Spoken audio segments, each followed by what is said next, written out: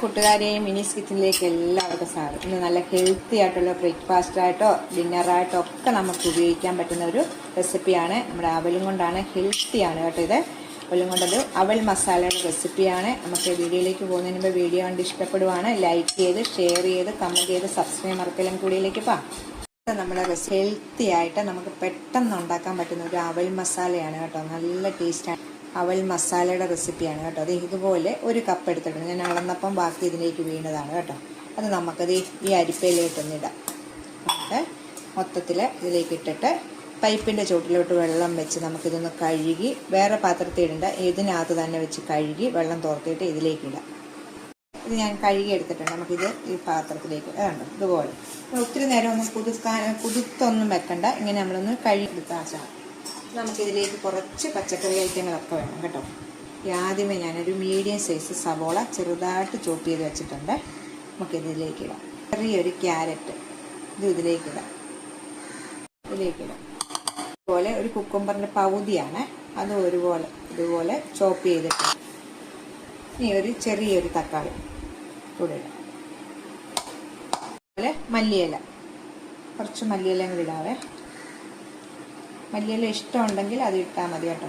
ഞാനിപ്പോൾ ഇച്ചിരി മല്ലിയില, ഒരു 2 ടേബിൾ സ്പൂൺ പൊട്ടുകടല, ഇതിന് ഇത്ര ആവശ്യത്തിനുള്ള ഒരു ഉപ്പ് ഇടാം. ഇപ്പം നമുക്ക് ഇപ്പം ഞാനൊരു 1.5 ടീസ്പൂൺ ഇട്ടിട്ടുണ്ട് ഉപ്പ്. ഇളക്കാറായിട്ടില്ല, ഇതിപ്പം വെക്കാം. ഇവിടെ ചീനച്ചട്ടി അടുപ്പയിലോട്ട് വെച്ചിട്ടുണ്ട്. അതിലേക്ക് ഒരു 2 ടേബിൾ സ്പൂണ് വെളിച്ചെണ്ണ ഒഴിച്ചിട്ടുണ്ട്. ചൂടാകും. 1 ടീസ്പൂൺ കടുകിടാവേ. കടുകൊന്ന് പൊട്ടട്ടെ. 1 ടേബിൾ സ്പൂൺ ഉഴുന്ന് പരിപ്പ്, 2 മുളക്. എരിവിന് വേണ്ടി നമുക്ക് ഒരു 3-4 പച്ചമുളക് ഇതുപോലെ വട്ടത്തിൽ കണ്ടിട്ടിട്ടുണ്ട്. ഇതൊന്ന് മുട്ടട്ട് കരിയാപ്പില. ഇതിനകത്ത് സ്പെഷ്യലായിട്ട് നമ്മൾ ചേർക്കുന്നത് കപ്പലണ്ടിയാണ്. കപ്പലണ്ടി നല്ല ഹെൽത്തി ആയിട്ടുള്ള റെസിപ്പിയാണ് ഇത് കേട്ടോ. നമ്മൾ കുറച്ച് കപ്പലണ്ടി ഇതുപോലെ തൊലിയോടുകൂടി തന്നെ നമുക്ക് ഇതെല്ലാം ഒന്ന് പച്ച കപ്പലണ്ടി അല്ല കേട്ടോ. ഇത് വറുത്ത കപ്പലണ്ടി തന്നെയാണ്.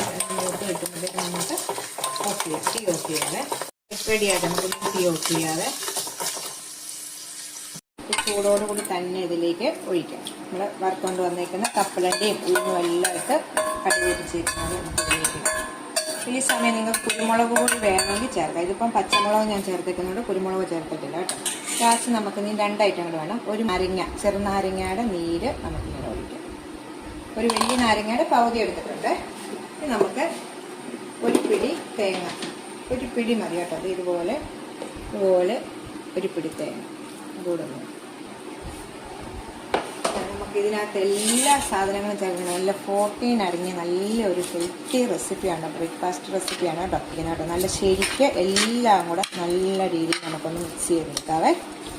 ഇതുപോലെ എല്ലാം കൂടെ ഒന്ന് മിക്സ് ചെയ്ത് ഈ സമയം കുരുമുളക് പൊടി വേണ്ടവർക്ക് ചേർക്കാം. അപ്പം ഞാൻ പച്ചമുളക് 3 എണ്ണമൊക്കെ ഇട്ടിട്ടുള്ളത് കൊണ്ട് ഈ എരിവിന് മതി കേട്ടോ.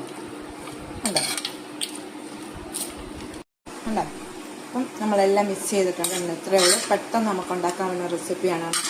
ഓക്കെ, അപ്പം എല്ലാവരും ഒന്ന് ട്രൈ ചെയ്ത് നോക്കുക. വീഡിയോ ഫുള്ളായിട്ട് കാണാൻ ശ്രമിക്കണേ. നമുക്ക് അടുത്ത വീഡിയോ കാണാം. ടാറ്റാ.